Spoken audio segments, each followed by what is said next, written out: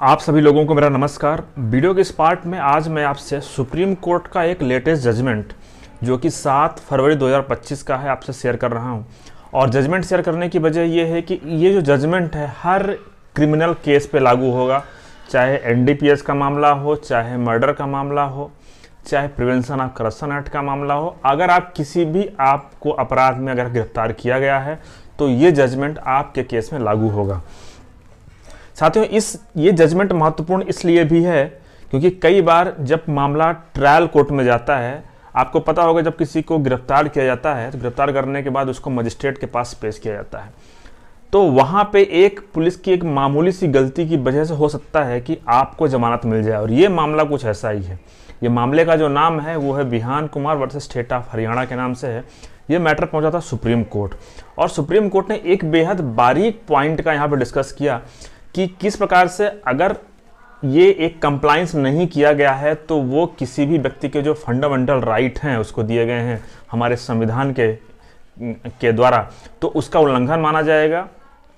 और ऐसी कंडीशन में सुप्रीम कोर्ट ने यह भी आदेश दिया कि अगर ये कमी पाई जाती है तो वो जो मजिस्ट्रेट है जिसके पास पुलिस जा रही है रिमांड लेने के लिए, रिमांड क्या इस बारे में मैं आपसे आगे चर्चा करूंगा, तो सुप्रीम कोर्ट ने कहा है कि ये मजिस्ट्रेट का कर्तव्य है और हाई कोर्ट का कर्तव्य है, बाकी जो अदालत उनका कर्तव्य है कि अगर वो देखें अगर इसका कंप्लायंस नहीं हुआ है, जो आरोपी है उसके फंडामेंटल राइट का वायलेशन हो रहा है, तो वहाँ पे उसको इमीडिएट बेल दे देना चाहिए। भले ही अपराध कितना भी गंभीर हो, भले ही वो अपराध इतना गंभीर हो कि आरोपी को बेल देने की इजाज़त ना देता हो, लेकिन ये अगर कमी है मुकदमे में तो आरोपी को इमीडिएट बेल दे देना चाहिए। इसलिए मैं आपसे जजमेंट शेयर कर रहा हूँ। केस का नाम आपने देख लिया। अब साथियों, इस मामले में क्या हुआ था कि इस मामले में जो आरोपी को गिरफ्तार किया गया था वो फॉर्जरी का कुछ मामला था। 409, 467, 468 ये कुछ मामले थे जिसमें एक आरोपी को गिरफ्तार किया गया था। आरोपी को गिरफ्तार करने के बाद उसके परिजनों को सूचना दी गई, उसकी वाइफ को फ़ोन के द्वारा सूचना दी गई थी। अब आप मामले को समझिएगा, ऐसा हर मामले में होता है, लेकिन गलतियां कई बार हम इस बात को नहीं समझ पाते हैं कि यहाँ पे पुलिस ने गलती किया है। इस मामले में भी पुलिस ने क्या किया, आरोपी की पत्नी को आरोपी के फ़ोन से कॉल कराया कि आपके हस्बैंड को गिरफ्तार किया गया है। वो थाने आए तो उनको बताया गया कि आपके हस्बैंड को गिरफ्तार किया गया। इसके बाद मामले में जब पुलिस ने उनको मजिस्ट्रेट के पास पेश किया, मजिस्ट्रेट से उन्होंने रिमांड लिया। रिमांड क्या होता है, देखिए क्या होता है, जब भी पुलिस किसी को गिरफ्तार करती है तो पुलिस चाहे तो उस व्यक्ति को अपने पास रिमांड ले सकती है कि भाई इस व्यक्ति से मुझे पूछताछ करनी है, इसने गंभीर अपराध किया है, मुझे 3-4 दिन की ज़रूरत है। या फिर वो कह सकती है कि हमने पूछताछ नहीं किया तो इसको भेज दिया जाए जुडिशियल रिमांड, मतलब कि जेल। पुलिस रिमांड मतलब कि पुलिस के पास, वो थाने में पुलिस उसे पूछताछ करेगी, अपने साथ रखेगी।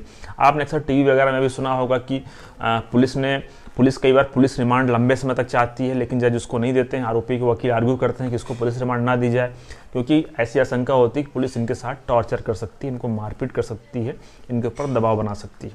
इसलिए अधिकतर जब भी आरोपी का जो वकील होता है कोर्ट में, वो हमेशा ये दलील देता है कि इनको पुलिस रिमांड ना दिया जाए, इनको जुडिशियल कस्टडी में भेज दिया जाए।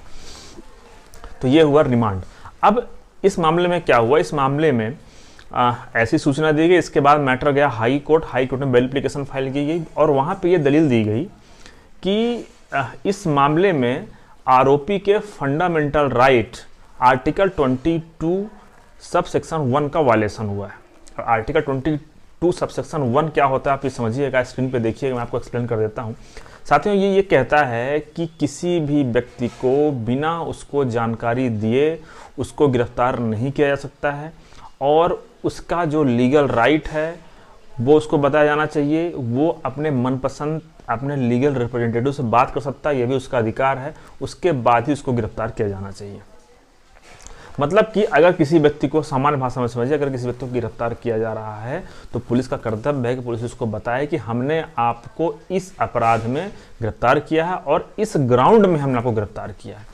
अब इस मामले में पुलिस ने वही गलती किया। पुलिस अमूमन अरेस्ट मेमो बनाती है, हर केस में बनाती है, लेकिन अरेस्ट मेमो तो बनाती है लेकिन उसमें यह नहीं लिखा रहता है कई बार कि पुलिस ने आरोपी को ये बात बताई कि नहीं बताई।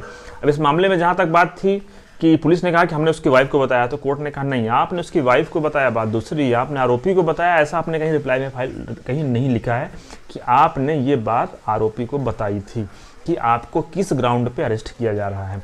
जबकि इस मामले में आरोपी की दलील ये थी कि इन्होंने गिरफ्तार किया शाम को अरेस्ट मेमो दिखाया, कल के लिए मजिस्ट्रेट के पास प्रोड्यूस किया आफ्टर 24 आवर्स।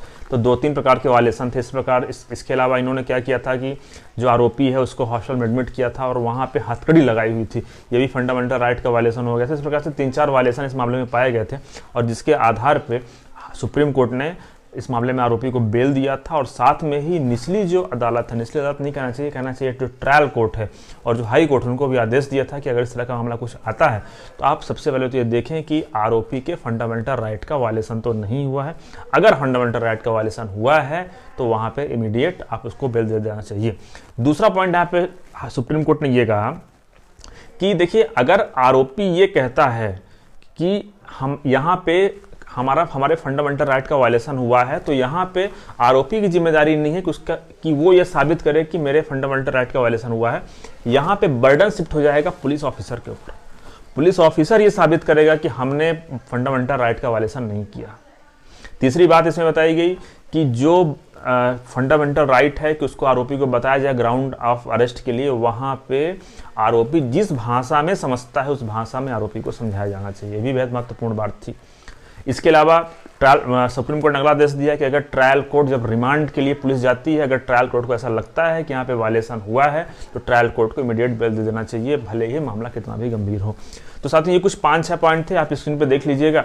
तो मुझे उम्मीद है कि आप समझ गए होंगे। अगर आपका मामला कुछ ऐसा है जिसमें फंडामेंटल राइट आर्टिकल 22 सबसेक्शन 1 का वायलेशन हुआ है, आपको ग्राउंड ऑफ अरेस्ट नहीं बताया गया, तो केवल इसी एक ग्राउंड के आधार पर, भले ही मर्डर का मामला हो, भले ही NDPS का मामला हो, भले ही कितना भी हीनियस क्राइम हो, आपको यहाँ पे बेल मिल सकती है।